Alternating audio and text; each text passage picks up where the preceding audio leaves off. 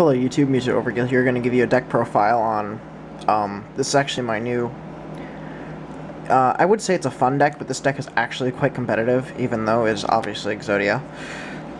But this deck actually came from, another player. This is actually his original, at least I think it's his original idea. But this deck is actually very underestimated, and it is actually quite competitive, and it's very versatile. This is a stun-based Exodia deck. This deck isn't focused on getting Exodia as fast as possible. It's just about waiting. Just stopping your opponent's stuff and waiting for Exodia. And that is pretty much just the deck. I would say this is a pretty dirty deck to go against, just because of the ridiculous stuff it can do in the ways it stalls and stops my opponent's stuff. So with further ado, I will show you the deck. Big shout out to ExodiaTheTormentor, by the way. He is the one who showed me this deck. I'll leave a link to his channel in the description. Of course, obviously, we have to have the 5 pieces of Exodia. That's the win condition. Unless you're playing against Dark Worlds, then you just stall until they deck out. Now we want triple Emissary of the Afterlife. Obviously, you can search. Obviously, it searches all your vanilla pieces. And then, very good card for this deck is Card D. Gotta run 3. I run 3 Card Ds, or I run none. I run Card D over Shard of Greed. Don't get me wrong, Shard of Greed is still pretty good this format. Well, I wouldn't say it's pretty good, but I just like Card D better, because this. The reason I don't run Shard of Greed is because the deck already runs a crap ton of back row that needs to stop my opponent's stuff. So I think I prefer Card D over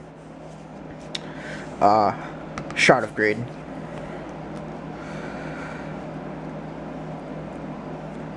And the last 3 monsters are 3 Nibble Momongas. This is basically just for field presence, and it thins the deck out by 2 cards when it's killed by battle. You kill it, summon 2 more from your deck in defense position. That's how that works. Now for the spells, we've got triple Upstart Goblin, so that I'm running a 37 card deck. Triple Pot of Duality. Deck is actually really good this format because Heavy Storm's gone, Pot of Duality is back to 3, Solemn Judgment's banned. This deck, I think this deck could actually top, depending on how good you are with it and how lucky you are. And then lastly, the 1 Day of Peace. Just 1, because that's all you can have. A good combo is you 1 day, and then you card in the same turn, because then your turn ends, but your opponent's not going to be able to hurt you. Now, this may seem odd at first, but this deck runs triple Prohibition. I primarily ban, I will declare Mystical Space Typhoon. Basically, I declare stuff that would normally hurt my deck. I mostly declare Mystical Space Typhoon.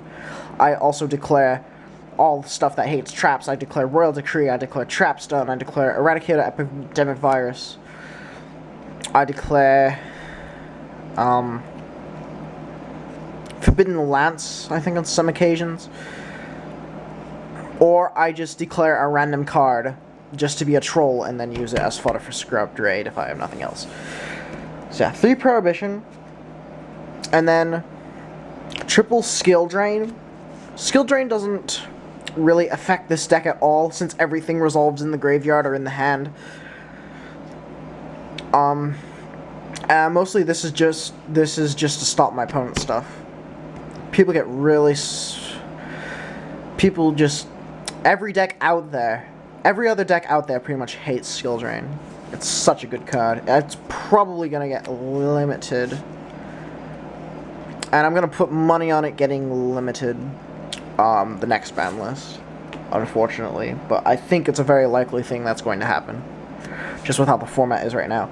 Then we run triple Scrubbed Raid. This card's pretty obscure. Not a lot of people know about it, but it's a continuous trap card.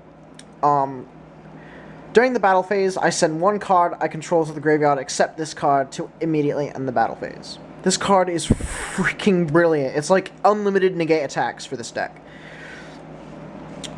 Your opponent attacks your emissary. Send your emissary to end the battle phase. Insert an Exodia piece. You can also send back row cards that you don't need, and etc. Like I said, the biggest thing of the deck is the traps. 3 Metal Reflect Slime. This card is obviously just another stole card. And you just play it. 3000 defense wall. Not a lot of meta boss monster. Not a lot of meta monsters can get over Metal Reflect Slime without some sort of boost.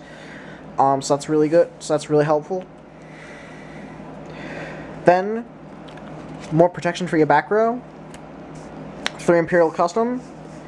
When it's on the field, other continuous trap cards cannot be destroyed, and you can only have 1 face-up Imperial Custom on the field at a time. But yeah, this card is so freaking good in this deck. It makes Metal Reflect Slime an indestructible wall, which is awesome. Then we've got Triple Dark Bribe. This is to hate the back row hate. This is, of course, to hate the back row hate, and stop really dangerous stuff like Eradicated Epidemic Virus or Deck Devastation Virus. Things like that. Things that could really just screw my deck over. And then 1 Fake Trap for more hating on the back row hate. Your MST my Skill Drain, Fake Trap. Your MST my whatever, Fake Trap. And also I can also use Fake Trap to protect me from Eradicator if they call traps, because Eradicator still destroys traps, and Fake Trap says destroy this card in place of your other trap cards that would be destroyed. So that is the full deck. This deck is freaking amazing. I love it. Thank you, Exodia the Tormentor, for this fantastic deck. And as for the extra deck, you don't really... I rarely ever go into my extra deck. In fact, I have yet to go into my extra deck. But I would recommend rank 10s like Gustav. Also because this is the only card in my extra deck. I really don't have a lot of extra deck cards for this deck.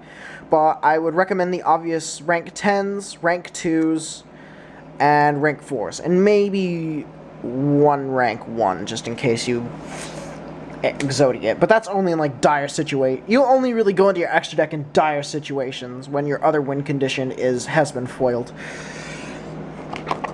And then I will show the side deck. Double Lava Golem. I think this is an okay choice. It also burns my opponent. I can stall and then burn down my opponent too, well, which is good. I mean, it's useless with Skill Drain, but it can also get rid of troublesome monsters, like with 6 Samurais, it gets rid of their Shien, things like that. Then we run 2 Double Snare. This is more hating the back row hate. This gets rid of any card on the field that has an effect that would negate trap cards. It can destroy Jinzo, it can destroy Royal Decree, it destroys Thought Ruler Archfiend, it destroys anything that has an effect that would negate trap cards, it destroys, but it has to be face up. Now, this next choice in my side deck may seem a little odd, but I run 3 Dying Kid of the Cure Master and 3 Poison of the Old Mans. I use these for gaining life points. The reason why I added these to the side deck is because this deck takes a long time. This deck is extremely slow, and you'll probably be close. Like, the only I went 2-0, and like the only reason I really lost was because I went into time and I didn't have high enough life points, and plus I didn't have enough time to get Exodia. But I probably would have gone 2-0 if I didn't go into time, and if I was smart enough to do this. I just completely overlooked it, but now I know. But this is basically just if we go into time, side in anything that would lower my life. It's kind of like self-destruct button. It's kind of like the self-destruct button thing, really. You just, if you go into time, you don't worry about getting Exodia. Just worry about stalling and increasing your life points. And in order to go with the more of the stalling, 3 Wabakus for the if you go into time.